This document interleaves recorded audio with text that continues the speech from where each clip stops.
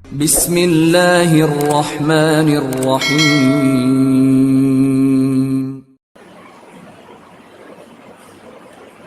الحمد للہ نحمده ونستعینه ونستغفره ونؤمن به ونتوکل علیہ ونعوذ باللہ من شرور انفسنا ومن سیئات اعمالنا من يهده اللہ فلا مضل له ومن يضلل فلا هادی له ونشهد ان لا الہ الا اللہ ونشهد ان محمدا عبده ورسوله صلی اللہ علی سیدنا و مولانا محمد وبارک وسلم تسلیما کثیرا کثیرا. قال اللہ تبارک و تعالی اعوذ باللہ من الشیطان الرجیم بسم اللہ الرحمن الرحیم. ان اللہ یأمر بالعدل والاحسان وایتاء ذی القربى وینہی عن الفحشاء والمنکر والبغی یعظکم لعلکم تذکرون.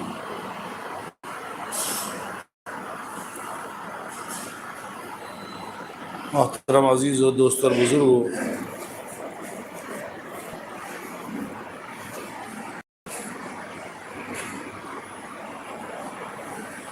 اللہ تبارک و تعالیٰ کا بے انتہا کرم اور فضل اور احسان ہے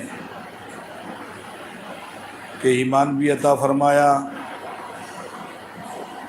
ایمان کی محنت بھی عطا فرمائی اور ایمانی ماحول بھی عطا فرمایا. یہ جو کچھ دین کے اعتبار سے شادابی، سرسبزی اور بھلائی نظر آ رہی ہے، یہ ہمارے بزرگوں کی محنت کی برکت ہے. ہر جگہ کچھ بوڑھے، کچھ رونے والے، کچھ کڑنے والے، قربانی دینے والے گزرے ہیں، اور ان کی برکت سے یہ خیر اور بھلائی ہم کو نظر آ رہی ہے. اور اس وقت جو شر اور فساد، فتنہ، برائیاں، کمی کوتاہی جو وجود میں آ رہی ہے، وہ ہماری بے فکری کا نتیجہ ہے. یہ ہماری بے فکری کا نتیجہ ہے. اس لیے ضروری ہے کہ ہم اپنا محاسبہ کریں. اپنا محاسبہ کریں گے تو ہماری کمی کوتاہی نظر آئے گی. کمی کوتاہی جب نظر آئے گی، کمی کوتاہی کا احساس جب پیدا ہوگا تو اس کی اصلاح کرنا آسان ہے. اور اگر ہر آدمی اپنے کو کامل سمجھنے لگے، اپنے گھر کو کامل سمجھنے لگے، اپنے بیٹوں کو، اپنی بیٹیوں کو کامل سمجھنے لگے، اچھا اور بھلا سمجھنے لگے، تو پھر اس خاندان کی، اس فرد کی اصلاح مشکل ہے. اسی لیے حکیم الامت حضرت تھانوی رحمۃ اللہ علیہ فرماتے ہیں کہ لوگ کمال الگ الگ چیزوں کے بارے میں بتلاتے ہیں. کوئی کہتا ہے کہ بہت نمازیں پڑھنا کمال ہے، کوئی کہتا ہے بہت روزے رکھنا کمال ہے، کوئی کہتا ہے بہت صدقات اور خیرات کرنا کمال ہے.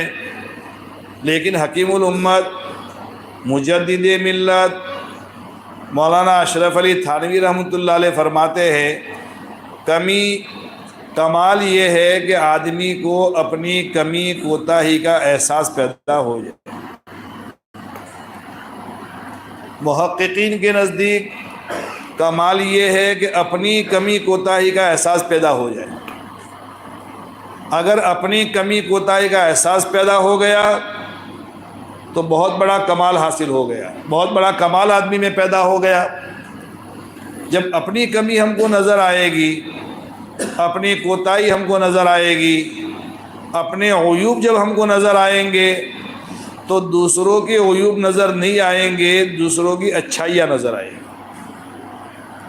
حضرت مولانا الیاس صاحب رحمۃ اللہ علیہ فرماتے ہیں کہ آدمی دوسروں کے عیوب کو دیکھتا ہے، دوسروں کے عیوب کی چرچا کرتا ہے، دوسروں کے عیوب کے اوپر نظر ڈالتا ہے، تو یہ آدمی کبر کا شکار ہو جائے گا. یہ آدمی کائے کا شکار ہو جائے گا؟ کبر کا. اور اگر آدمی اپنی کمی کوتاہی کو دیکھے، اپنا نقص، اپنے گھرانے کا نقص اور کمی کوتاہی دیکھے گا تو یہ آدمی میں تواضع پیدا ہوگی، دوسروں کے بارے میں حسن ظن پیدا ہوگا، اپنے بارے میں پیدا ہوگی.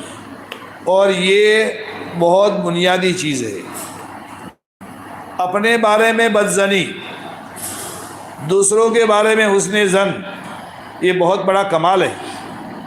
حضرت مولانا محمد عمر صاحب پالن پوری رحمۃ اللہ علیہ ایک مرتبہ شیخ زکریا رحمۃ اللہ علیہ کے حجرے میں تشریف لے گئے. شیخ زکریا رحمۃ اللہ علیہ کی شخصیت سے کون واقف نہیں ہے؟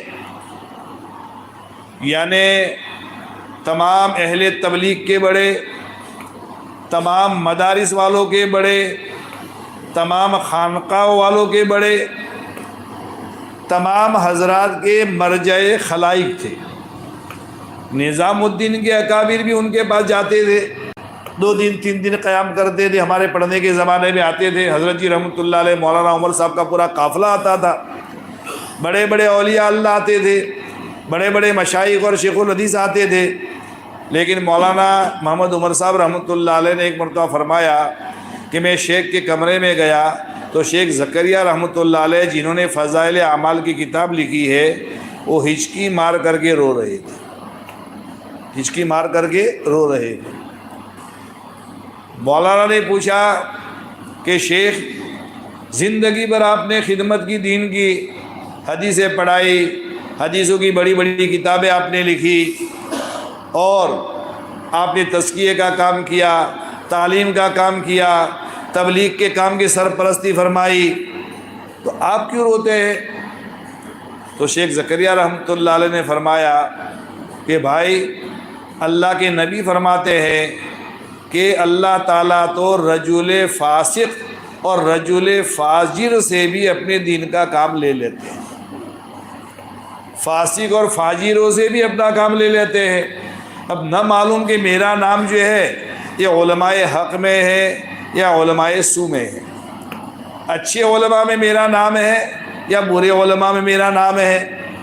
یعنی اتنا بڑا محدث، اتنا بڑا مصنف، اتنا بڑا شیخ اپنے بارے میں ڈر رہا ہے، اپنے بارے میں ڈر رہا ہے کہ نہ معلوم قیامت کے دن ہمارا نام علماء حقہ میں شامل ہوگا یا ہمارا نام علماء سو میں داخل ہوگا. اس لیے میرے دوستو، اصلاح کا پہلا قدم یہ ہے کہ آدمی اپنے بارے میں بدظن رہے اور لوگوں کے بارے میں اچھا گمان رکھے. ظنوا بالمؤمنین خیرا، یہ مقولہ ہے، ظنوا بالمؤمنین خیرا، ایمان والوں کے ساتھ اچھا گمان رکھو.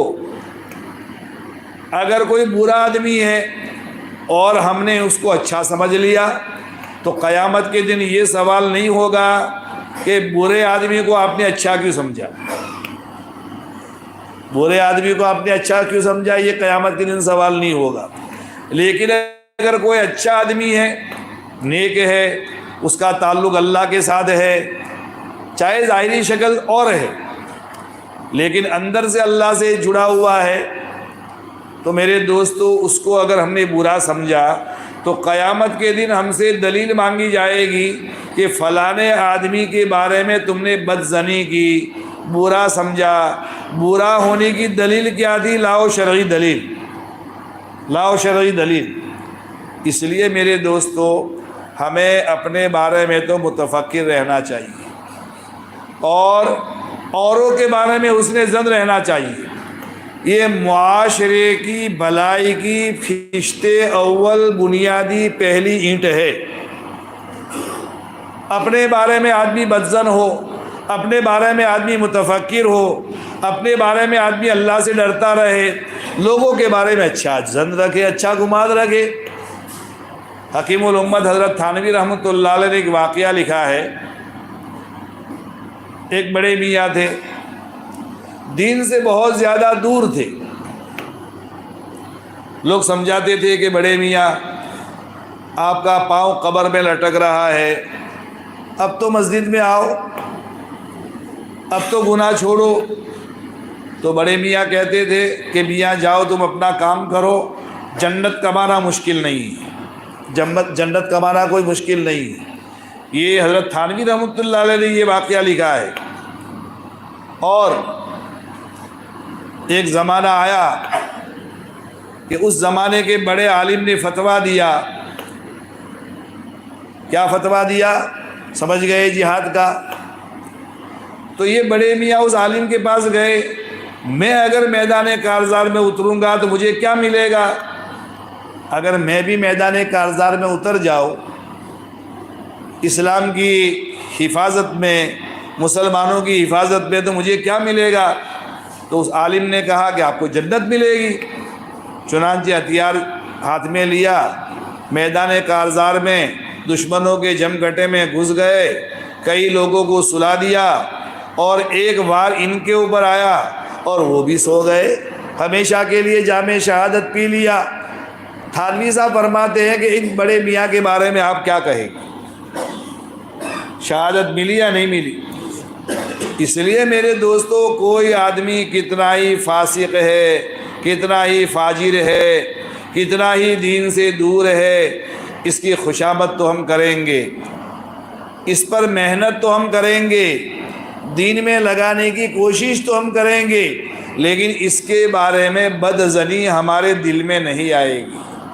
نہ معلوم کون سی ادا اللہ کو پسند آ جائے۔ ایک میتا کا جوان تھا، تقریباً 15-18 سال کی پرانی بات ہے۔ ہم لوگ بمبئی تھے چندے میں، 25-27 رمضان کو ان کے موت کی اطلاع آئی۔ اس جوان کی حالت یہ تھی کہ بالکل آؤٹ زندگی گزار رہا تھا وہ آدمی، لیکن دعوت کے ساتھ ہی پہنچے، چلے کی تشکیل کر ڈالی، وہ اللہ کا بندہ چلنے میں تیار ہو گیا۔ 20-22-25 دن تک پوری رات عبادت کرتا، سحری تیار کرتا، چائے بناتا اور جماعت والوں کو اٹھاتا، تمام کو سحری کھلاتا، توبہ تلنا کرتا، اللہ کے سامنے روتا اور گڑ گڑاتا تھا اپنی پچھلی زندگی پر۔ 25, 26 یا 27 رات کو اس آدمی کا انتقال ہو گیا۔ بمبئی میں ہم تھے تو میتا کی کئی گاڑیاں ان کے جنازے کے اندر، نوساری یا ولساڑ کے اندر ان کی تدفین ہوئی، وہاں پہنچے۔ زندگی کیسی گزری میرے دوستو، لیکن آخری حالت کا اعتبار ہوتا ہے۔ ہمارے جتنے اکابرین ڈرتے تھے، حضرت مولانا محمد عمر صاحب رحمۃ اللہ علیہ کو روتے ہوئے ہم نے دیکھا ہے، شیخ یونس صاحب رحمۃ اللہ علیہ کو روتے ہوئے ہم نے دیکھا ہے، شیخ زکریہ رحمۃ اللہ علیہ کو روتے ہوئے ہم نے دیکھا ہے۔ یہ سارے اسی لیے روتے تھے کہ کہیں ہمارا خاتمہ خراب نہ ہو جائے، زندگی بھر کی ہماری محنت کہیں خاتمے کے برا ہونے کی وجہ سے ضائع نہ ہو جائے۔ اس لیے میرے دوستو، معاشرے کی بنیادی اینٹ یہ ہے کہ آدمی اپنے بارے میں متفکر رہے، اپنی اصلاح کی فکر میں لگا رہے۔ اپنے سے غافل ہو کر دین کا کوئی کام نہیں ہوتا، چاہے مدرسے کا کام ہو، چاہے تبلیغ کا کام ہو، چاہے خانقاہ کا کام ہو، یا چاہے رفاعی کام ہو۔ اپنے سے غافل ہو کر دین کا کوئی کام نہیں ہوتا۔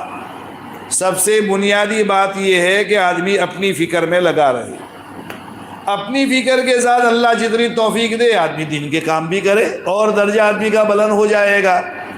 اس لیے میرے دوستو، معاشرہ ایک بہت بڑی طاقت ہوتی ہے۔ معاشرہ اگر اچھا ہے تو لوگوں کے لیے نیکیاں کرنا، بھلائیاں کرنا آسان ہو جاتا ہے۔ معاشرہ اگر برا ہو گیا، معاشرے میں اگر فساد پیدا ہو گیا، سوسائٹی میں اگر برائیاں پیدا ہو گئی، برائیاں جنم لینے لگی، تو میرے دوستو اچھا گھر بھی نہیں بچ سکے گا۔ اسی لیے ایک حدیث پاک یوں آتی ہے، ان الحزم سوء الظن، پختگی اور حفاظت بدظنی میں ہے۔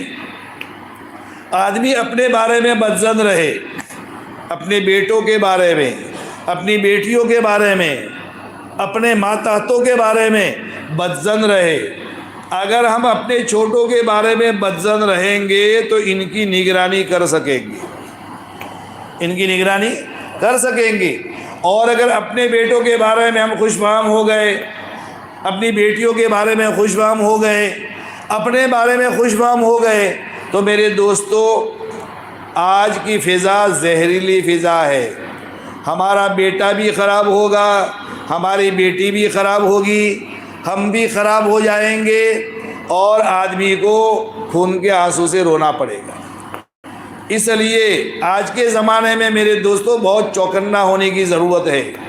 آج کے زمانے میں اپنے بارے میں، اپنے گھرانے کے بارے میں، اپنے بیٹوں بیٹیوں کے بارے میں، اپنے متعلقین کے بارے میں بدظنی رکھنی چاہیے۔ بدظنی کا مطلب یہ نہیں ہے کہ ان کی برائی ہم کریں، ان کی نگرانی کریں، ان کی نگرانی کریں، ان کے اوپر کڑی نظر رکھیں۔ مولانا غلام رسول صاحب خاموش رحمۃ اللہ علیہ کے بارے میں ایک مرتبہ مولوی نظام الدین نے یہ فرمایا کہ ہم لوگ جب سو جاتے تو ہمارے والد محترم ہمارا جیب تلاش کرتے تھے کہ ہمارے بیٹوں کے جیب میں کیا ہے، گٹکے وغیرہ تو نہیں ہے، تمباکو وغیرہ تو نہیں کھاتے، یعنی اپنے بیٹوں سے یہ بے فکر نہیں رہے، اپنے بیٹوں سے بے فکر نہیں رہے۔ اس لیے میرے دوستو اللہ کے نبی علیہ الصلاۃ والسلام نے مکہ سے ہجرت فرما کر مدینہ پاک تشریف لے گئے، ہجرت فرمائی، اور ہجرت فرمانے کے بعد سب سے بنیادی جو کام کیا، اللہ کے نبی علیہ الصلاۃ والسلام نے اسلامی معاشرہ قائم کیا، مدینہ پاک میں اسلامی معاشرہ قائم کیا، اور اسلامی معاشرہ لوگوں کو دکھایا۔ قید کر کے جو قیدی آتے تھے مسجدوں کے ستون کے ساتھ ان کو باندھا جاتا تھا، لیکن صحابہ کرام کی معاشرت دیکھتے، ان کی ہمدردی دیکھتے، ان کی نمازیں دیکھتے، ان کی خیرخواہی دیکھتے، ان کے اخلاق دیکھتے، چند دنوں کے اندر یہ کہتے تھے کہ ہم کو بھی تمہارے دین میں داخل کر دو، ہم کو بھی تمہارے دین میں داخل کر دو۔ تم رات کو رونے والے ہو، دین میں اللہ کے دین کی محنت کرنے والے ہو، ہم تمہارے دشمن بن کر کے تمہارے قبضے میں آئے ہیں، لیکن تم ہمارے ساتھ ہمدردی کرتے ہو، کھجور کے کھوشے لا کر کے ہمارے سامنے لٹکا دیتے ہو تاکہ یہ قیدی کھجور کے کھوشے کھائے، کھجوریں کھائے، ہمارے ساتھ آتے جاتے تم محبت کی باتیں کرتے ہو، حالانکہ ہم نے تمہارے سامنے مقابلہ کیا تھا، تمہارے مقابلے میں ہم نے تلواریں اٹھائی تھی، اگر ہمارا بس چلتا تو تمہاری گردنیں ہم اڑا دیتے، لیکن ہم تمہارے قبضے میں آئے تو تمہاری محبت کو دیکھا، تمہاری ہمدردی کو دیکھا، تمہاری خیرخواہی کو دیکھا، تمہاری نمازوں کو دیکھا، تمہارے اخلاق کو دیکھا، اب ہم کو اپنے ایمان میں اور اپنے دین میں داخل کرو۔ تو اللہ کے نبی علیہ الصلاۃ والسلام نے مدینہ پاک کا معاشرہ ایمان پر قائم فرمایا تھا اور ایمانی صفات پر قائم فرمایا تھا۔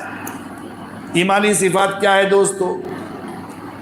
صرف ایمان کہنا اتنا کافی نہیں ہے، ایمان کوئی لفظی چیز نہیں ہے کہ اس کے اوپر تقریر کر دی جائے، ایمان اپنے اندر صفات رکھتا ہے۔ ایمان جب صحیح جگہ پر پہنچے گا، اندر میں جب اللہ کی ذات عالی سے ہونے کا یقین پیدا ہوگا، آخرت کا استحضار پیدا ہوگا، آخرت کا یقین پیدا ہوگا، ایک دن مرنا ہے، اللہ کے سامنے جانا ہے، اللہ کو اپنی زندگی بھر کا حساب دینا ہے، میرے دوستو اس کا یقین بھی پیدا ہو اور اس کا استحضار بھی پیدا ہو تو میرے دوستو یہ ایمان کامل ہوگا، ایمانی صفات آدمی کی زندگی میں داخل ہوں گے۔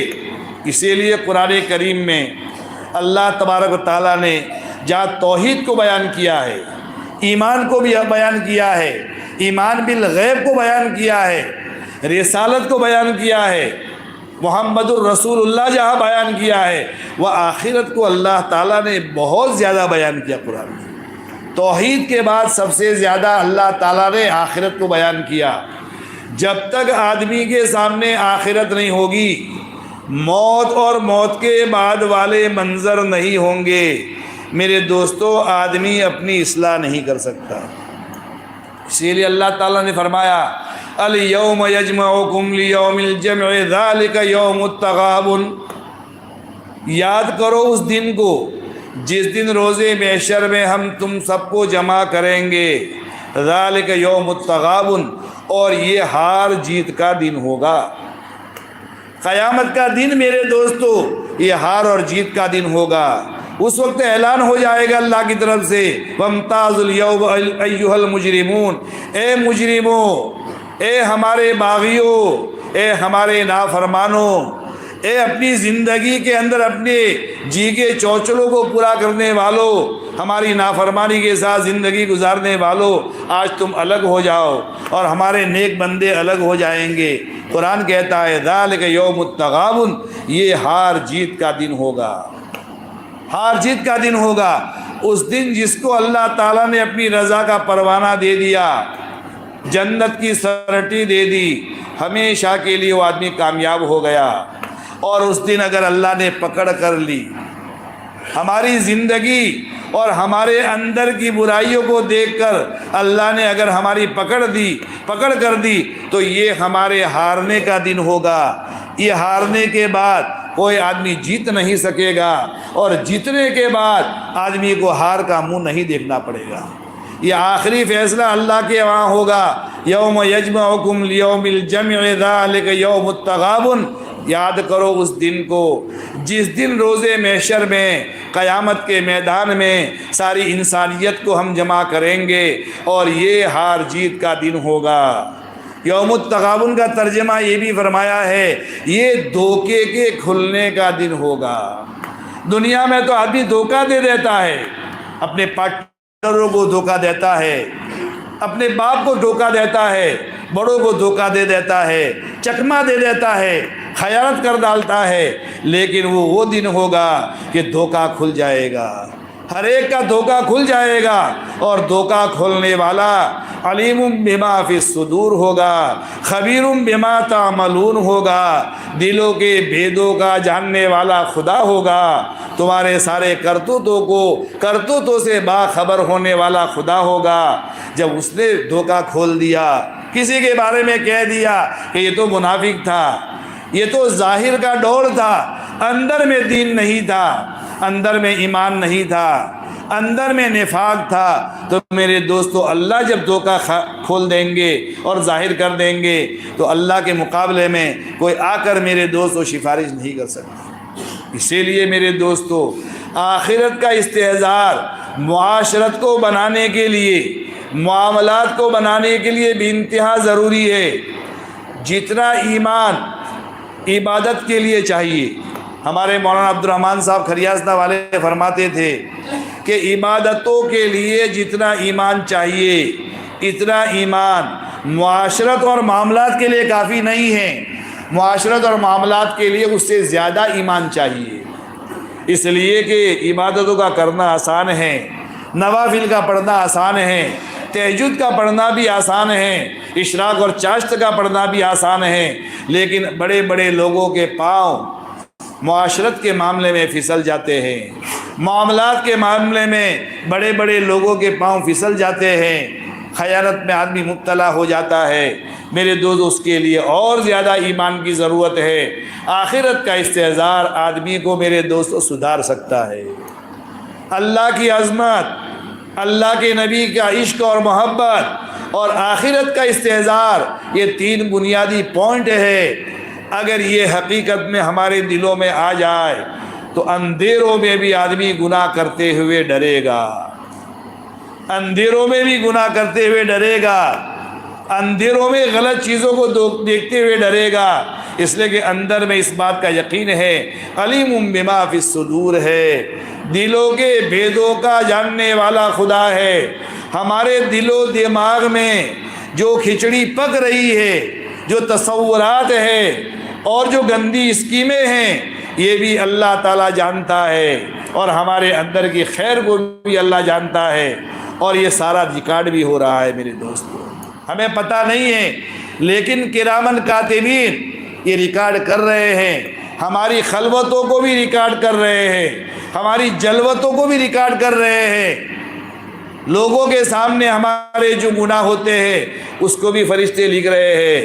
رات کے اندھیریوں میں، دن کے اجالوں میں، تنہائیوں میں، اپنے دماغ کے اندر، اپنے دل کے اندر جو گناہوں کا تصور کرتے ہیں، اللہ تعالیٰ اس کو جانتے ہیں، اور کرامن کاتبین اس کو لکھتے ہیں۔ کرامن کاتبین یعلمون ما تفعلون۔ اور اللہ تعالیٰ فرماتے ہیں اذ یتلقی المتلقیان عن الیمین وعن الشمال قعید ما یلفظ من قول الا لدیہ رقیب عتید۔ دو ریکارڈ کرنے والے دائیں اور بائیں طرف بیٹھے ہوئے ریکارڈ کر رہے ہیں۔ ہماری کیسٹ تیار ہو رہی ہے، ہماری کیسٹ تیار ہو رہی ہے۔ دو ریکارڈ کرنے والے فرشتے دائیں بائیں طرف بیٹھ کر کے ریکارڈ کر رہے ہیں، ہماری نیکیوں کو بھی ریکارڈ کر رہے ہیں، ہماری برائیوں کو بھی ریکارڈ کر رہے ہیں۔ دفتر ہمارا تیار ہو رہا ہے۔ اور آگے اللہ فرماتے ہیں وَمَا يَلْفِظُ مِن قَوْلٍ إِلَّا لَدَيْهِ رَقِيبٌ عَتِيدٌ۔ آدمی کوئی لفظ نہیں نکال پاتا مگر ہمارا ایک نگراں گات میں بیٹھا ہوا ہے۔ اللہ فرماتے ہیں آدمی کوئی لفظ نہیں نکال پاتا مگر ایک نگراں گات میں بیٹھا ہوا ہے، وہ نگرانی کر رہا ہے، ریکارڈ ہو رہا ہے۔ آدمی اپنی زبان کے بارے میں میرے دوستو بہت آزاد ہے، جب چاہا، جس وقت چاہا، جس کے بارے میں چاہا بک دیا، غیبت کر ڈالی۔ حالانکہ غیبت کو اشد من الزنا کہا قرار دیا گیا ہے کہ غیبت تو یہ زنا سے بھی زیادہ سخت ہے۔ زنا کرنے والا آدمی تو اپنے آپ کو گنہگار سمجھتا ہے، شرم محسوس کرتا ہے، کسی نہ کسی موقع پر یہ اللہ کے سامنے دو آنسو بہا دے گا اور اپنے گناہوں کی نحوست کو دھو دے گا۔ لیکن غیبت کرنے والا یہ تکبر ہوتا ہے، تکبر غیبت کے ذریعے سے ظاہر ہوتا ہے، اپنے کو بڑا سمجھتا ہے، جس کی غیبت کر رہا ہے اس کو برا سمجھتا ہے۔ غیبت کرنے والا اپنے کو گنہگار بھی نہیں سمجھتا، غیبت کرنے والا اپنے کو گنہگار بھی نہیں سمجھتا، غیبت کرتا جا رہا ہے۔ قرآن کہہ رہا ہے آدمی کوئی لفظ نہیں نکالتا مگر ایک نگراں گات میں بیٹھا ہوا ہے، وہ نگرانی کر رہا ہے، آدمی کو کچھ پتہ نہیں۔ لیکن میرے دوستو ہمارا پورا دفتر تیار ہو رہا ہے۔ قیامت کے دن اللہ تعالیٰ اس دفتر کو منتہائے نظر پھیلا دیں گے اور چار چار گواہ پیش کریں گے۔ اللہ تعالیٰ ہر انسان کے خلاف چار چار گواہ پیش کریں گے اور ایک گواہی آدمی کی دی جائے گی، اس کا نام اعمال۔ وَوُضِعَ الْكِتَابُ فَتَرَى الْمُجْرِمِينَ مُشْفِقِينَ مِمَّا فِيهِ وَيَقُولُونَ يَا وَيْلَتَنَا مَا لِهَذَا الْكِتَابِ لَا يُغَادِرُ صَغِيرَةً وَلَا كَبِيرَةً إِلَّا أَحْصَاهَا وَوَجَدُوا مَا عَمِلُوا حَاضِرًا۔ میرے دوستو ہر آدمی کا نام اعمال سامنے پھیلا دیا جائے گا۔ اللہ تعالیٰ فرماتے ہیں تم دیکھو گے مجرم لوگ مارے شرم کے اپنی نگاہیں اور اپنا سر جھکائے ہوئے ہوں گے۔ پوری انسانیت کے سامنے ہر ایک کا دفتر کھول کھول کر لایا جائے گا۔ میرے دوستو بابا آدم سے لے کر کے آخری انسان تک کی انسانیت جمع ہوگی، ہر ایک آدمی کو کھڑا کیا جائے گا، اللہ تعالیٰ کھڑا کریں گے۔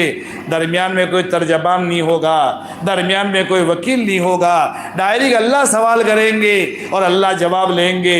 میرے دوستو نام اعمال کھول کر کے رکھ دیا جائے گا، آدمی دیکھے گا ما لہذا الکتاب لا یغادر صغیرۃ ولا کبیرۃ الا احصاها۔ ارے یہ میرے رجسٹر کو کیا ہو گیا، میرے نام اعمال کو کیا ہو گیا کہ اس نے تو چھوٹا گناہ بھی نہیں چھوڑا، بڑا گناہ بھی نہیں چھوڑا، رات کے اندھیروں میں کیا تھا، میرے علاوہ دوسرا کوئی نہیں تھا، میں نے غلط چیزوں کو دیکھا تھا، غلط چیزوں کو سوچا تھا، غلط باتیں میں نے بولی تھی، میں نے خیانت کی تھی، میں نے لوگوں کا حق دبایا تھا، اور میں نے کیا کچھ نہیں کیا تھا، یہ سارے اعمال میرے نام اعمال کے اندر لکھے ہوئے ہیں۔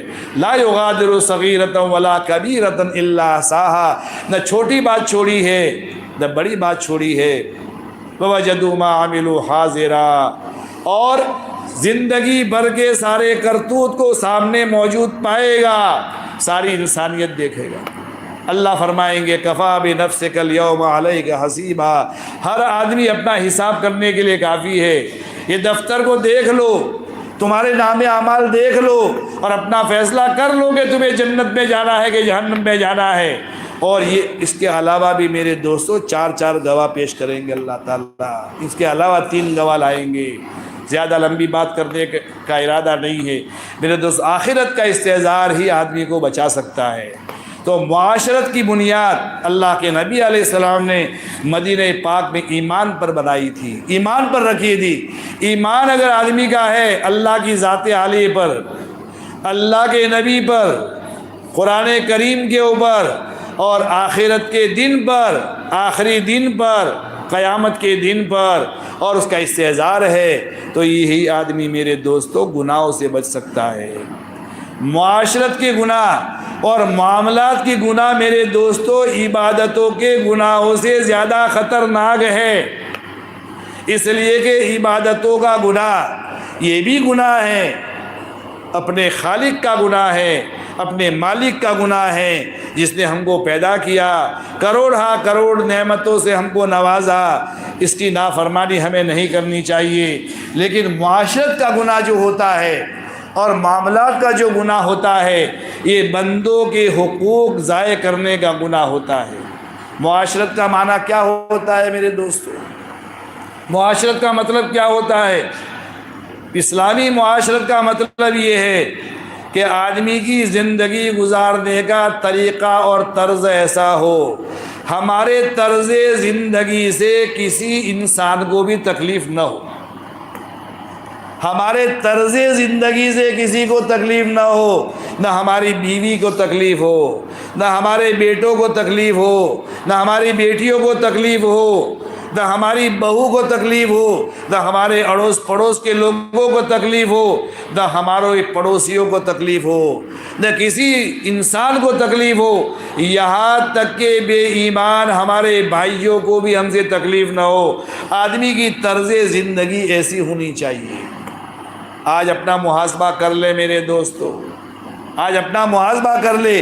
اسی لیے اللہ کے نبی علیہ الصلوۃ والسلام کبھی تشریف لاتے اپنے گھر میں، ماں عائشہ سوئی ہوئی ہوتی تھی، اتنے آہستہ سلام کرتے تھے اور آہستہ سے دروازہ کھولتے تھے کہ اگر بیدار ہو تو سلام کا جواب دے دے، اور اگر آنکھ لگ گئی ہو تو سلام کے آواز کے ذریعے سے آنکھ بیدار نہ ہو۔ یعنی اپنی اہلیہ کی بھی اتنی رعایت اللہ کے نبی فرماتے تھے، اللہ کے نبی فرماتے تھے۔ اللہ کے نبی اپنی بیویوں کے منہ میں لقمہ بھی دیا کرتے تھے، اس کو بھی صدقہ قرار دیا گیا ہے، اس کو بھی صدقہ قرار دیا ہے۔ میرے دوستو، ہماری بہو کو تکلیف نہ ہو، ہماری بچوں کو تکلیف نہ ہو۔ حضرت مولانا تقی عثمانی صاحب دامت برکاتہم نے تو یہاں تک لکھا ہے کہ جو اشیاء گھر میں کام کرنے کی جو چیزیں ہوتی ہے، آپ نے ایک جگہ سے اٹھا کر کے اور جگہ پر آپ نے دوسری جگہ رکھ دیا، اور آپ کی بہو تلاش کر رہی ہے گلاس، تلاش کر رہی ہے لائٹر، اور آپ نے اس کو اور کسی جگہ رکھ دیا۔ اب تلاش کرنے میں اس کو ٹینشن ہوگا کہ نہیں ہوگا؟ تو یہ ٹینشن کا دینا یہ بھی گناہ ہے، ٹینشن کا دینا یہ بھی گناہ ہے۔ آپ نے باتھ روم کے اندر بیت الخلاء میں گندگی کر دی، اب یہ گندگی بہو کو صاف کرنی پڑتی ہے۔ میرے دوستو، اس کو گھن آئے گی کہ نہیں آئے گی؟ گھن آئے گی نہیں آئے گی؟ یہ بھی میرے دوستو گناہ کی چیز ہے۔ اور فرمایا تقی صاحب نے، آج کے زمانے کے شیخ الاسلام ہیں، آج کے زمانے کے بہت بڑے عالم ہیں، وہ فرماتے ہیں کہ ایک مرتبہ میں یورپ میں گیا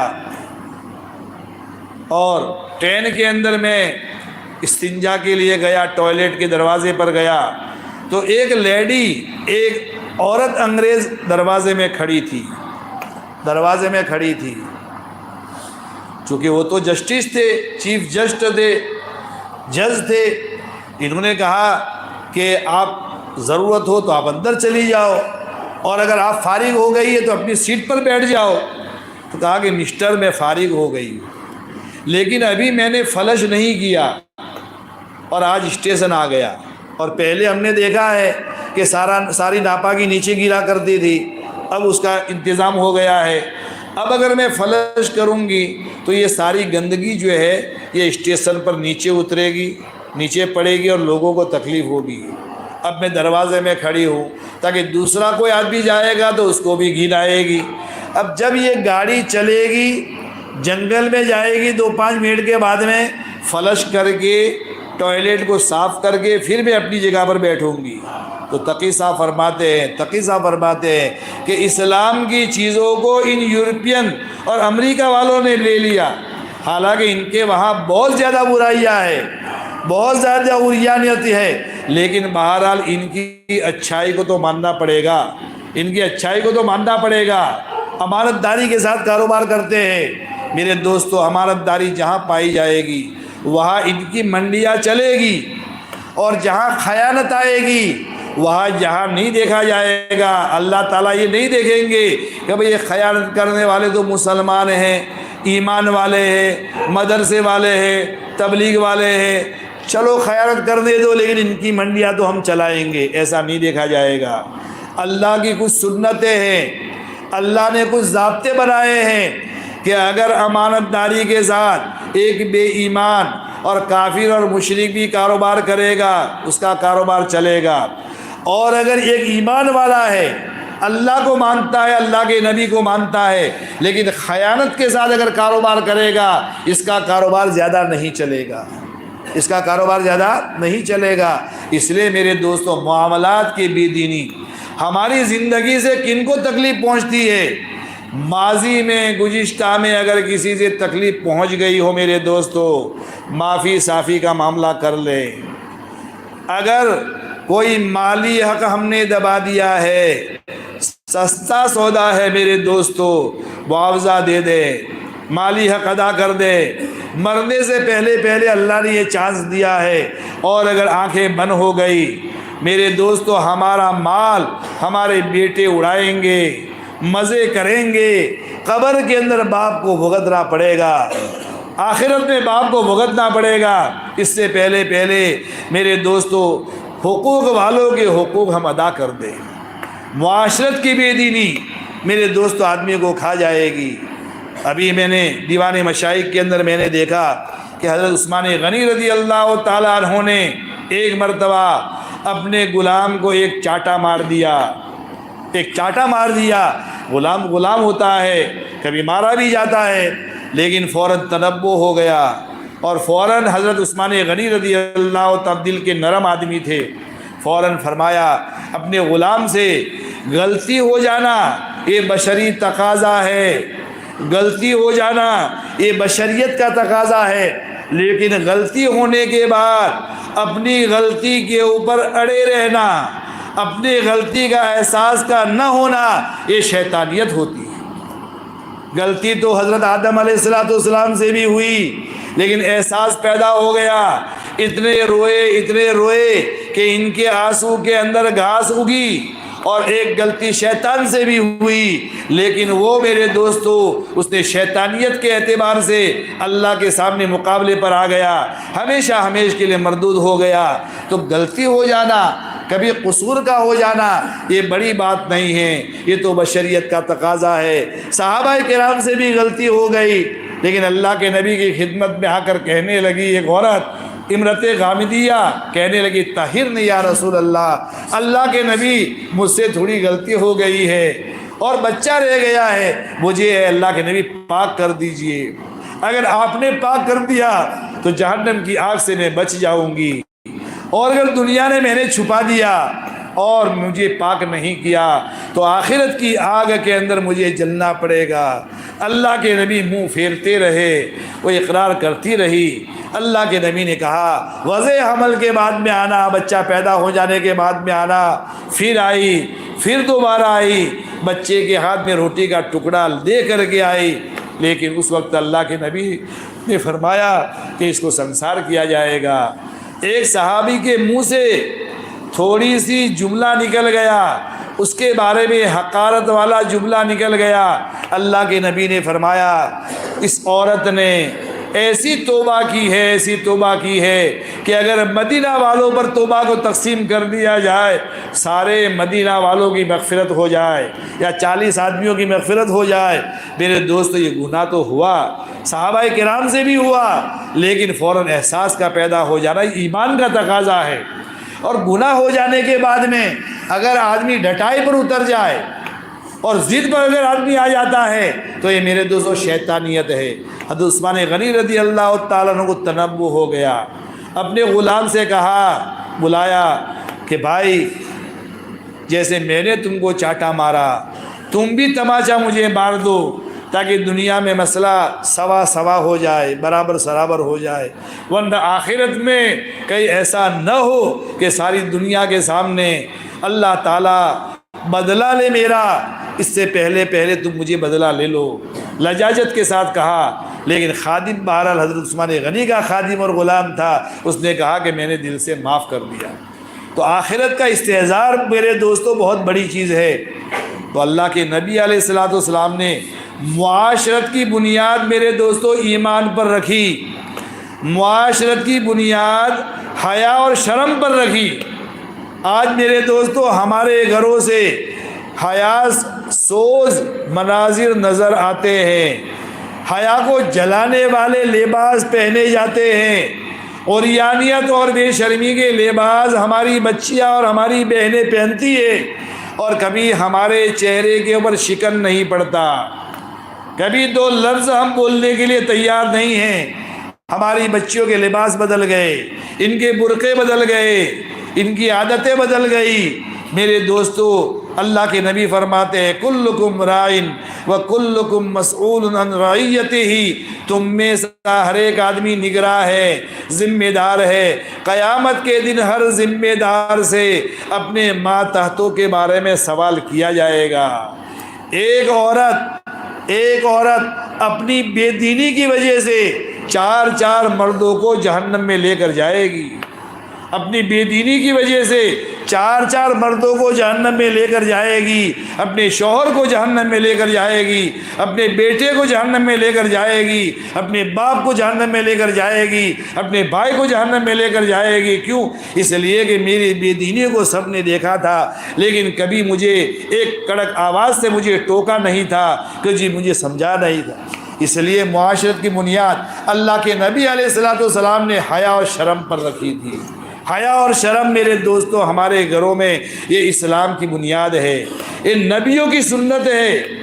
حیا شرم ہمارے لباس میں ہونی چاہیے، ہمارے اخلاق اور آداب کے اندر حیا ہونی چاہیے، ہماری مجلس حیا والی ہونی چاہیے۔ اللہ کے نبی فرماتے ہیں جس کام میں حیا شامل ہو جاتی ہے وہ کام شاندار ہو جاتا ہے، اور جس کام میں بے حیائی آ جاتی ہے وہ کام عیب دار بن جاتا ہے۔ ہماری مجلسوں میں میرے دوستو بے حیائی کے منظر نہ دیکھے جائے، بے حیائی کے منظر نہ دیکھے جائے، بے حیائی چیزوں کو نہ دیکھے جائے۔ میرے دوستو کہ آج کے زمانے میں موبائل کے ذریعے سے میرے دوستو ہم ایمان سوز اور حیا سوز چیزوں کو دیکھتے ہیں، ہم اپنے ایمان کا دیوالیہ پھونک دیتے ہیں۔ میرے دوستو ہمارا دل بھی خراب ہوتا ہے، ہمارا دین بھی خراب ہوتا ہے، ہمارا دماغ بھی خراب ہوتا ہے، ہماری نمازوں میں جان نہیں رہتی۔ اس لیے میرے دوستو ہر آدمی کو اپنی حفاظت کی ضرورت ہے۔ معاشرت کی بے دینی اور معاملات کی بے دینی میرے دوستو آدمی کی عبادتوں کو کھا جائے گی، قیامت کے دن آدمی کی عبادتوں کو کھا جائے گی۔ معاشرت آدمی کی ایسی ہونی چاہیے میرے دوستو، ایسی ہونی چاہیے کہ ہمارے طرز زندگی سے کسی کو تکلیف نہ ہو، اور اس میں چھوٹی چھوٹی باتیں ہوتی ہیں، باریک باتیں ہوتی ہیں میرے دوستو۔ تھوڑی دیر کے لیے ہم نے ایسی جگہ پر گاڑی کھڑی کر دی، بائک کھڑا کر دیا کہ راہ گزروں کو تکلیف ہو گئی۔ ہم یہ سوچ کر گئے تھے کہ 2 منٹ میں آ جاتے ہیں، 15 منٹ ہو گئی، 15 منٹ ہو گئی، اب راستہ رک گیا، آنے جانے والوں کو پریشانی ہو رہی ہے، ٹریفک جم گئی، یہ میرے دوستو گناہ کبیرہ ہے، یہ گناہ کبیرہ ہے۔ جس نے ہمارا راستہ روکا، یہ حدیث پاک کا مفہوم ہے، اس کا جہاد بھی قبول نہیں ہے۔ جس نے ہمارا راستہ روکا، اس کا جہاد بھی قبول نہیں ہے۔ یہ ہے معاشرت کا دین میرے دوست۔ اللہ کے نبی فرماتے ہیں کہ جبرائیل امین میرے پاس آتے رہے، پڑوسی کا حق بتاتے رہے، بار بار آئے، پڑوسی کا حق بتاتے رہے، حتیٰ ظننت انہ سیورثنی، یہاں تک کہ اللہ کے نبی فرماتے مجھے گمان ہو گیا کہ ایسا لگتا ہے کہ آئندہ جبرائیل امین پڑوسی کو میرا وارث بنا دیں گے، مال میں بھی میرا وارث بنا دیں گے۔ پڑوسیوں کا اتنا حق ہے۔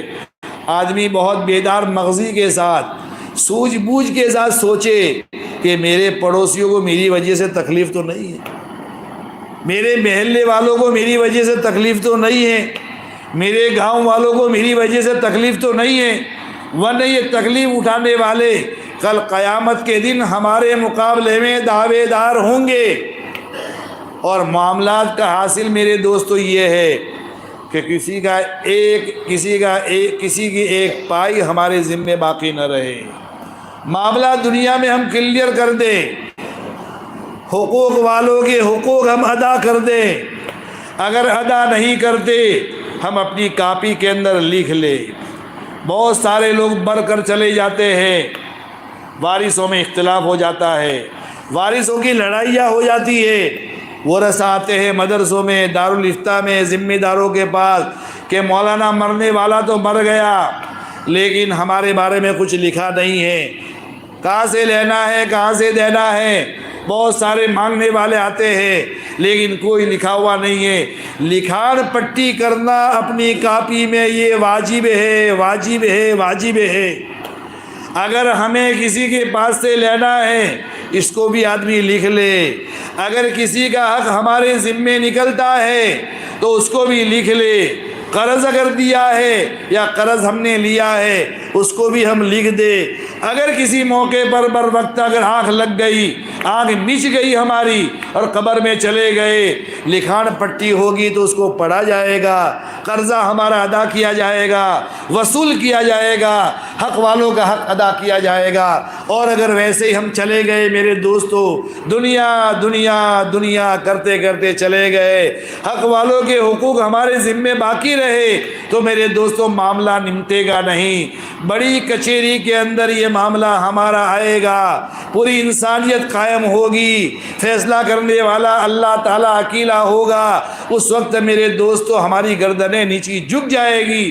ہمارے شرم کے اس دن کے آنے سے پہلے ہمارا معاملہ میرے دوستو لوگوں کے ساتھ کلیئر ہونا چاہیے۔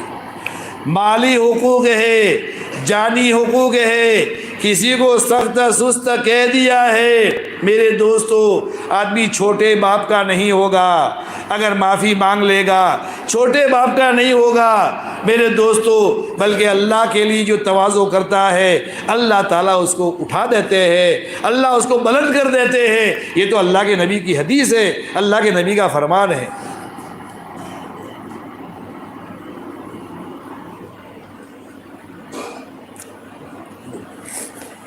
معاملات کے بارے میں میرے دوستو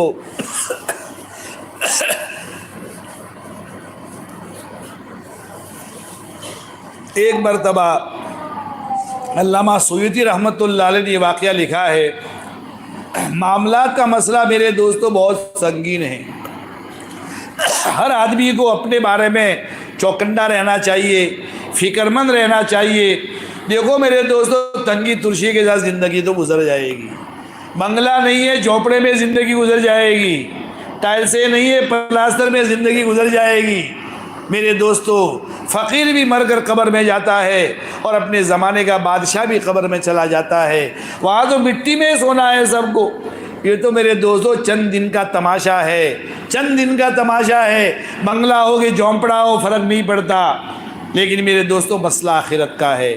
ایک قافلہ حج میں جا رہا تھا، کوفہ کے قریب میں ایک آدمی کا انتقال ہو گیا، کوفہ کے قریب میں ایک آدمی کا انتقال ہوا قبرستان میں، اس کے لیے قبر کھودی گئی تو قبر کے اندر سانپ یا اژدہا نظر آیا۔ لوگوں نے کچھ فاصلے کے اوپر دوسری قبر کھودی تو وہاں پر بھی وہی اژدہا نظر آیا یا سانپ بڑا نظر آیا۔ تیسری قبر قبرستان کے دوسرے کنارے پر جا کر کھودی، وہاں پر بھی یہ منظر نظر آیا۔ کچھ لوگ کوفہ شہر میں چلے گئے، غالباً عبداللہ ابن عباس رضی اللہ تعالیٰ عنہ وہاں موجود تھے، اللہ کے نبی کے صحابی تھے۔ پوچھا کہ یہ منظر ہے تو حضرت عبداللہ ابن عباس رضی اللہ عنہ نے فرمایا یہ سانپ نہیں ہے، یہ سانپ نہیں ہے، اس کا عمل بد ہے، اس کا کوئی برا عمل ہے جو سانپ کی شکل میں اس میت کے اوپر اللہ کی طرف سے مسلط کر دیا گیا ہے۔ دنیا کے کسی گوشے میں بھی اگر اس کے لیے قبر کھودی جائے گی تو سانپ وہاں نظر آئے گا، لہذا اسی قبر کے گڑھے میں اس کو ڈال دو اور مٹی ڈال دو اور اس کو دبا دو، یہ اپنے عمل کے نتیجے میں پہنچ جائے گا۔ چنانچہ بعد ناخواستہ اس کو اسی قبر کے اندر ڈال دیا گیا، تدفین کر دی گئی، قافلہ حج میں چلا گیا۔ حج کے بعد جب واپس آیا میرے دوستو، حج کے بعد جب واپس آیا تو کچھ لوگ سمجھدار ہوتے ہیں، ہوشیار ہوتے ہیں، اس کے گھر میں گئے، بیوی سے کہا کہ تمہارا میاں کا کیا عمل تھا، کوئی ایسا عمل تھا کہ جو اللہ کو پسند نہ ہو؟ کہا کہ اور تو کوئی بات نہیں تھی، لیکن غلے کی کاروبار تھا ہمارا، اناج کا کاروبار تھا اور ہول سول کا کاروبار تھا۔ جب ہمارے گھر میں غلے کی ضرورت پڑتی تھی تو بڑی بڑی بوریوں میں سے تھوڑا تھوڑا نکال دیا جاتا تھا اور اس کے بدلے میں برادہ ڈال دیا جاتا تھا، اور چند بوریوں میں سے ہمارے گھر کے لیے غلہ نکل جاتا تھا۔ بس اس خیانت کا عذاب اللہ تعالیٰ نے اس کی قبر کے اندر مسلط کر دیا۔ اس لیے میرے دوستو، کاروباری اعتبار سے، لین دین کے اعتبار سے، رہن سہن کے اعتبار سے، یہ معاشرت کا معاملہ ہو، معاملات ہو یا اخلاق ہو، بد اخلاقی بھی میرے دوستوں آدمی کو جہنم میں لے جانے کا ذریعہ بنے گی۔ بد اخلاقی، لوگوں کو پریشان کرنا، لوگوں کو ناحق ستانا، ان کی دل آزاری کرنا، کسی کی ماں بیٹی کے بارے میں ادھر ادھر کی باتیں کرنا، میرے دوستو یہ بھی بد اخلاقی میں شامل ہوگا، اور یہ بد اخلاقی بھی اللہ کو پسند نہیں ہے۔ سب سے زیادہ قیامت کے دن اگر کسی عمل کا وزن اگر ہوگا، اچھے عمل کا وزن ہوگا، وہ اچھے اخلاق کا ہوگا۔ اچھے اخلاق کسے کہتے ہیں؟ حضرت مولانا محمد عمر صاحب پالنپوری رحمۃ اللہ علیہ فرماتے تھے، اپنی جان سے، اپنے مال سے، اپنی صلاحیت سے اللہ کی مخلوق کو نفع پہنچانا۔ ہر آدمی نفع پہنچا سکتا ہے اپنی بساط کے اعتبار سے، اپنی صلاحیت کے اعتبار سے، لیکن ایک طرف ہم اخلاق بھی برت رہے ہو اور دوسری طرف دوسرے لوگوں کے ساتھ ہم بد اخلاقی بھی برت رہے ہو، یا معاشرت کے گناہ میں ہم مبتلا ہے، معاملات کے گناہ میں ہم مبتلا ہے، تو یہ اخلاق ہمارے قیامت کے دن کام نہیں آئیں گے۔ معاشرت کا سدھارنا ضروری ہے، معاملات کا کلیئر کرنا ضروری ہے، اس کے ساتھ اخلاق کی وجہ سے ہمارا درجہ بڑھے گا۔ اس لیے میرے دوستو، جہاں عقائد ضروری ہے، جہاں عبادتیں ضروری ہے، وہاں ہمارے لیے میرے دوستو معاشرت صاف ستھری ہونی چاہیے۔ ہماری گھر کی عورتوں کے حقوق ادا ہونے چاہیے، بہو کے حقوق ادا کرنے چاہیے۔ ہمارے بہو سے کتنا کام لیا جاتا ہے، بعض مرتبہ عورتوں کی نازک حالت ہوتی ہے، بیماری سیماری عورتوں کے ساتھ زیادہ لگی ہوئی ہوتی ہے، پیٹ کا مسئلہ ہوتا ہے، ہم نہیں جانتے کہ اس بہو کی ساس کا مزاج کیسا ہے۔ بعض مرتبہ ساس کا مزاج سخت ہوتا ہے، نرم نہیں ہوتا۔ ان دنوں میں بھی اپنی بہو کے ساتھ ہماری بیوی رعایت نہیں کرتی اور ہمیں کچھ پتہ نہیں ہے۔ دور دور سے ہمیں نگرانی کرنی چاہیے، ہمارے گھر کے حالات کیسے چل رہے ہیں، ہماری بیٹیوں کے حالات کیسے ہیں، ہماری بہوؤں کے حالات کیسے ہیں، ان کا کپڑا کیسا ہے، ان کا جانا آنا کہاں ہے، ان کے اندر خیالات کیا بن رہے ہیں، کیا چیز میرے دوستوں پیدا ہو رہی ہے دلوں میں، کیا چیز آ رہی ہے، کیا چیز جا رہی ہے، ان سے میرے دوستوں گھر کے مولوی کو معلوم ہونا چاہیے۔ اور ہمارے گھر میں کسی گوشے سے ظلم زیادتی تو نہیں ہو رہی، ظلم کرے گی بہو، ظلم کرے گی ساس، لیکن میرے دوستوں بھگتنا پڑے گا خسر کو، بھگتنا پڑے گا خسر کو۔ نازک معاملہ ہے، اور کوئی ایسا معاملہ ہو علماء کرام کی طرف رجوع کرنا چاہیے۔ اسی لیے قرآن نے کہا کہ اہل ذکر سے پوچھو اگر تم نہیں جانتے، اہل علم سے پوچھو، اللہ والوں سے مشورہ کرو، اللہ والوں سے مشورہ کرو تاکہ تمہاری معاشرت بھی اچھی رہے۔ اور میرے دوستو، اگر معاشرت کا دین آدمی میں آ گیا، معاملات کا دین کلیئر ہو گیا، اچھے اخلاق پیدا ہو گئے، تو یہ آدمی دنیا میں جنت کی مزہ لے گا، یہ آدمی دنیا میں اس کو جنت کی مزہ آئے گی، چٹنی روٹی کھا کر کے یہ سکون اور خوشگوار زندگی گزارے گا۔ اور اگر اندر میں میرے دوستوں عناد ہے، دشمنی ہے، لوگوں کی حقارت کرنا چاہتا ہے، لوگوں کے اوپر جلتا ہے، بنگلے میں رہ کر کے بھی میرے دوستوں یہ پریشان حال ہوگا۔ ایک گاؤں کا بہت بڑا مالدار آدمی، بہت بڑا مالدار، اپنے بڑے گاؤں کا بڑا مالدار میرے پاس آیا اور اس نے مجھے کہا کہ مولانا رات بھر دن نہیں آتی، 2-3 گولیاں لیتا ہوں، اور ایک لقمہ کھاتا ہوں، دوسرا لقمہ زبردستی کھاتا ہوں، تیسرا لقمہ کھانے کی مجھے ضرورت پیش نہیں آتی، تیسرا لقمہ نہیں کھا سکتا۔ میں نے اس سے تو کچھ نہیں کہا، لیکن میں نے اپنے دل میں اللہ کا شکر ادا کیا کہ یہ حالت ہے کہ مولانا عمر صاحب رحمۃ اللہ علیہ فرماتے تھے کہ ہم یہ نہیں کہہ سکتے کہ پہلے ہمارا سر تکیے پر گیا کہ پہلے نیند آئی، پہلے نیند آئی یا پہلے سر تکیے پر گیا، ہم نہیں کہہ سکتے۔ یہ اللہ کا فضل ہے کہ سونے کے ساتھ نیند آ جاتی ہے، 5 گھنٹے 5.5 گھنٹے اچھی ایک آنکھ کے ساتھ صبح ہو جاتی ہے، کوئی گولی کی ضرورت نہیں پڑتی، اور 10 ساڑھے 10 بجے بھوک لگتی ہے۔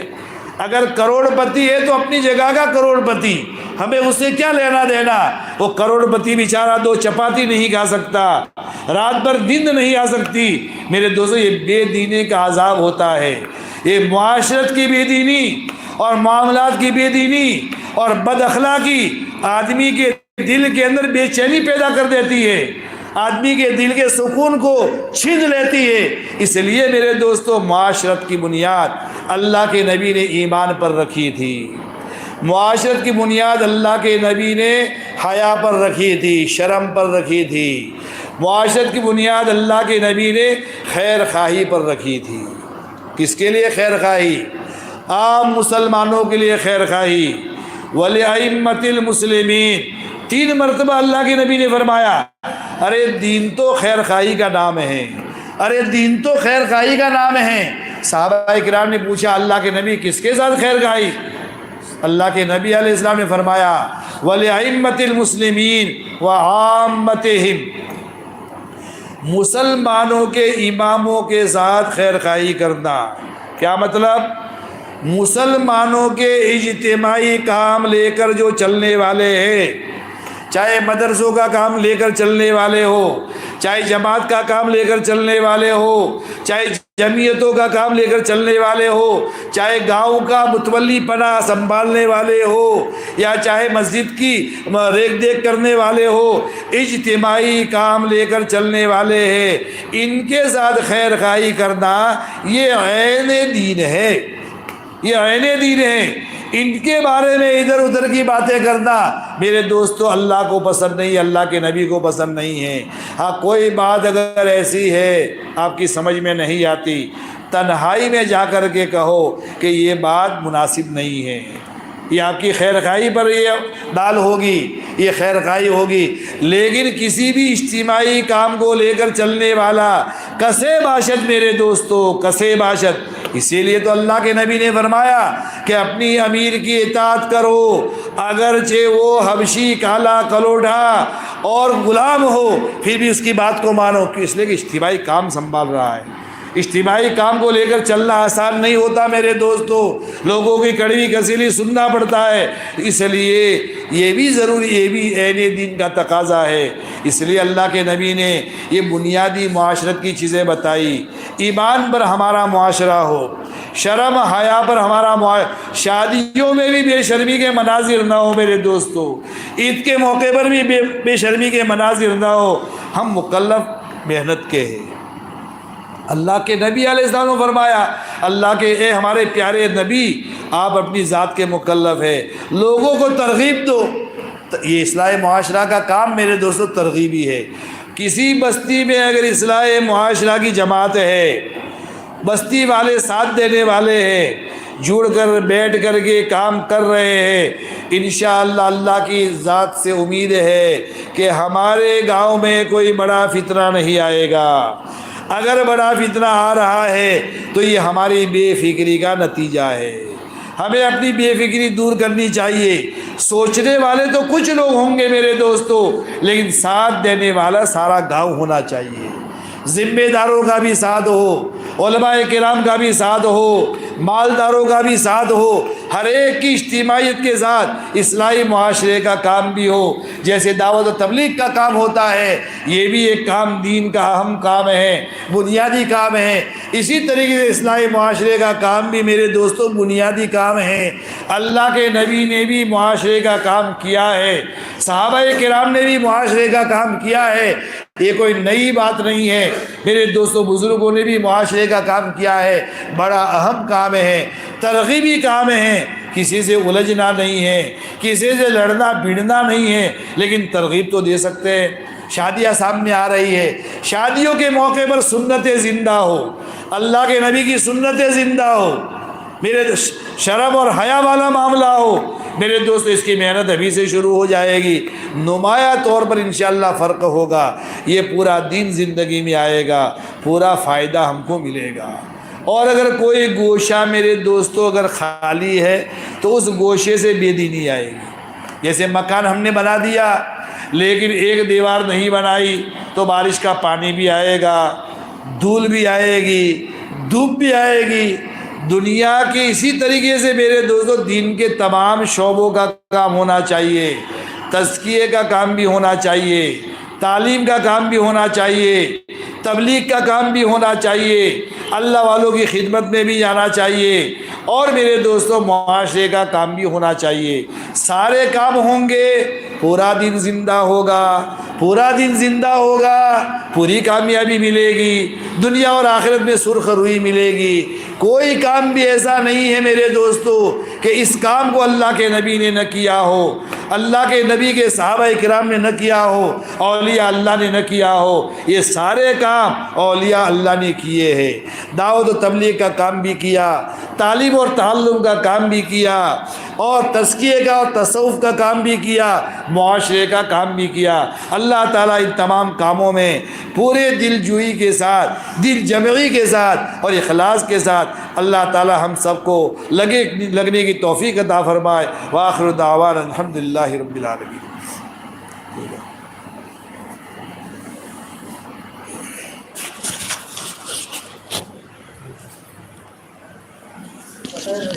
ہمارا نسخہ دین کا یہ مجمع زیادہ جو اس وجہ سے حضرت کو لا کر ہمارے سامنے جو بات بھی لانی تھی، ہمارے لیے ساتھیوں نے چاچا بہنیں کی ارادے کیے ہیں، اپنے ارادوں کو ظاہر فرمانے بتائیں گے سر۔ ماشاء اللہ ریاضت کیا فیصل بھائی ماشاء اللہ، امید بھائی ماشاء اللہ، اللہ قبول فرمائے، اللہ فرمائے، اللہ مدد فرمائے، اللہ ان کا وقت پر نکلنا آسان فرمائے۔ اور ساتھی بتائے بھائی مولوی محمود حسن انشاءاللہ تیار اللہ ہے، حضرت کی دعائیں قبول فرمائے ماشاءاللہ۔ مولوی یار صاحب بھی تیار اللہ ہے، حضرت کی دعائیں قبول فرمائے۔ بتائے جو اور ساتھی بتائے ماشاءاللہ کیا ساتھی کی رسول یہاں کی ہے، اور ساتھی اور خصوصاً اللہ ہے کہ حضرت کی دعائیں قبول فرمائے ماشاءاللہ۔ بتائے جو اور ساتھی بتائے چار ہوئے ماشاءاللہ۔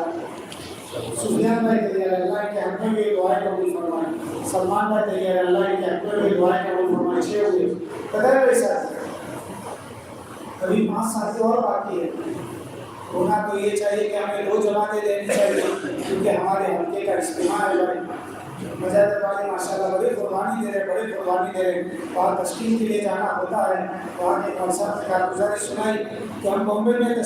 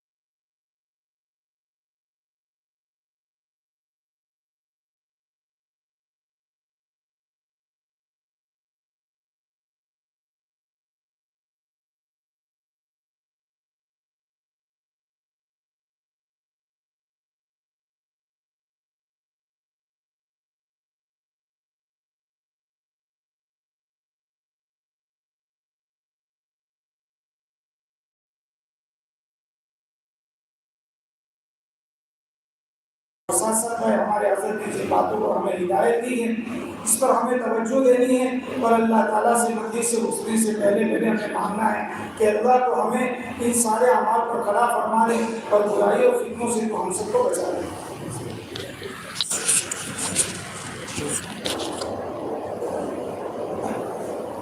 اللهم لك الحمد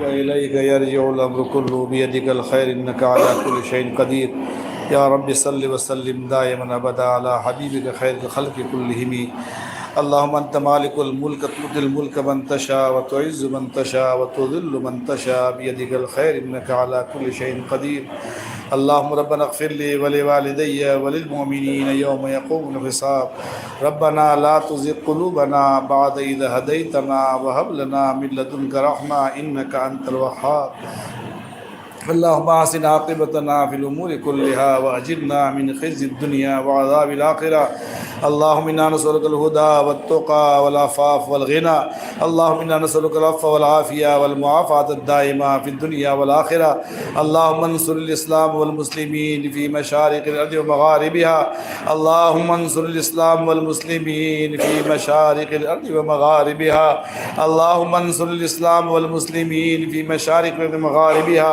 اللهم انصر من نصر دين محمد صلى الله عليه وسلم واجعلنا منهم وخذل من خذل دين محمد صلى الله عليه وسلم ولا تجعلنا منهم اے اللہ ہمارے گناہوں کو معاف فرما یقیناً ہم مجرم ہیں پاپی ہیں اقراری مجرم بن کر آپ کے دربار میں آئے ہیں مغفرت کی بھیک لینے کے لیے آئے ہیں اے اللہ ہماری پچھلی کو معاف فرما دے اے اللہ آئندہ اپنی مرضیات پر چلنے کی توفیق نصیب فرما دے اے اللہ آئندہ اپنی مرضیات پر چلنے کی توفیق نصیب فرما دے اے اللہ ایمان کامل تو ہمیں نصیب فرما یقین صادق تو ہمیں نصیب فرما اے اللہ خشوع و خضوع والی نماز کی توفیق نصیب فرما اے اللہ خشیت والا علم تو ہمیں نصیب فرما اپنے دھیان والا ذکر تو ہمیں نصیب فرما اے اللہ خلق عظیم کا وافر حصہ تو ہمیں نصیب فرما اے اللہ خلق عظیم کا وافر حصہ تو ہمیں نصیب فرما اے اللہ تیری رضا کے لیے کام کرنے والا ہم کو بنا اے اللہ آخری لمحے تک ایمان و احتساباً اخلاص اور استخلاص کے ساتھ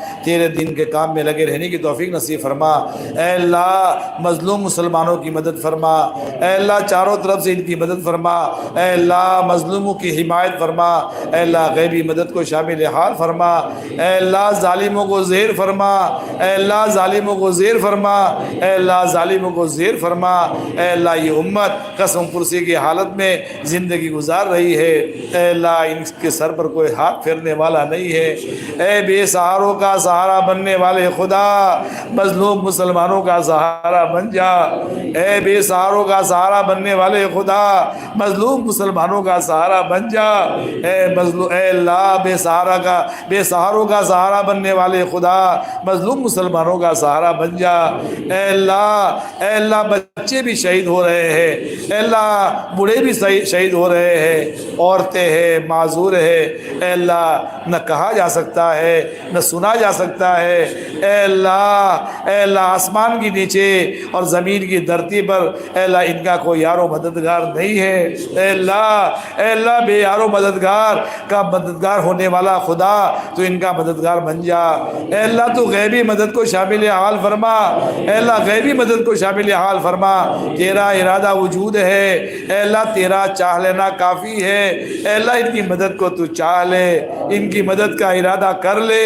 اے اللہ ہمیں بھی اس کا احساس نصیب فرما دے۔ اے اللہ امت گنہگار ہے، امت مجرم اور پاپی ہے، اے اللہ ہم اپنی طرف سے اور امت کی طرف سے معافی کی بھیک مانگتے ہیں۔ اے اللہ امت کو معاف فرما دے، امت کو معاف فرما دے، اپنے غضب کو ٹھنڈا فرما دے، اپنی مدد کو شامل حال فرما دے۔ اے اللہ ہمیں اپنے آخرت کی فکر نصیب فرما۔ اے اللہ ایک دن مرنا ہے، مر کر اپنی قبر میں جانا ہے، تجھے منہ دکھانا ہے، اس دن سے پہلے آخرت کی فکر تو ہمیں نصیب فرما دے، آخرت کا استعزار تو ہمیں نصیب فرما دے، ہماری نمازوں میں جان پیدا فرما دے۔ اے اللہ تیرا پکا اور سچا نیک بندہ ہم کو بنا دے۔ اے اللہ تو ہمیں اپنا بنا لے، اے اللہ تو ہمیں اپنا بنا لے، تو ہمارا بن جا۔ اے اللہ قدم قدم پر ہماری دستگیری فرما، ہماری مدد فرما، خاتمہ اپنے وقت پر بالخیر فرما۔ اے اللہ تو ہمیں اے اللہ ذلیل و رسوا نہ فرما۔ اے اللہ دنیا میں آپ نے عزت عطا فرمائی ہے، اے اللہ ایمان کے ساتھ خاتمہ ہمارا اپنے وقت پر مقدر فرما۔ اے اللہ ہماری قبر کو آسان فرما، اے اللہ قبر کو جنت کا باغیچہ بنا دے۔ اے اللہ ہمارا مرنا بھی ایمان پر ہو، اے اللہ ہماری قبر بھی اے اللہ جنت کا باغیچہ بنا دے۔ اے اللہ پل صراط کو آسان فرما، میدان محشر میں آسانی مقدر فرما، نبی کریم صلی اللہ علیہ وسلم کے دستے مبارک سے جامع کوثر نصیب فرما۔ اے اللہ آپ کی شفاعت ہمیں نصیب فرما، جنت الفردوس کے اعلیٰ مقامات نصیب فرما۔